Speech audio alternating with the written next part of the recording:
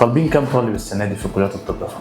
انا ما بصيتش لسه على المطلوب، بس هو اللي دخل اللي كان موجود السنه الماضيه كان حوالي كان 26,000 اعتقد حاجه كده. السنه دي كان في تصريح للسيد رئيس مجلس الوزراء ان هيبقى في زياده في عدد طلاب الطب.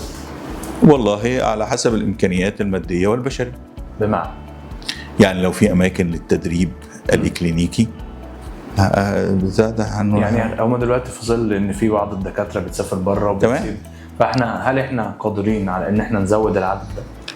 نرفع عدد طلاب الطب، امكانياتنا متاحه بما ان حضرتك رئيس لجنه واستاذ طب، يعني استاذ في كليه الطب. بص حضرتك، هو مهم قوي ان احنا نزود اعداد كل الاطباء، ولكنهم لازم يكونوا اطباء اكفاء عشان نفضل ان هو الطبيب المصري. احنا لحد دلوقتي الطبيب المصري هو احد افضل الاطباء اللي بتسافر اوروبا وانجلترا. ما كانش كده ما كانوش سافروا، ما كانش فيه 3000 ولا 4000 طبيب كل سنه بيسافروا. وده بيأكد مكانه وكفاءة كل الطب المصري.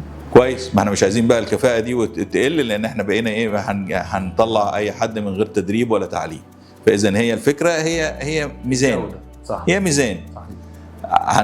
هنزود بس هنزود بحساب ان لازم يكون في مكان للتدريب والتعليم، وفي استاذ او حد مدرب يعلم ويدرب، وعشان يطلع طالب بعد ما يبقى طالب هيبقى طبيب او طبيبه كفء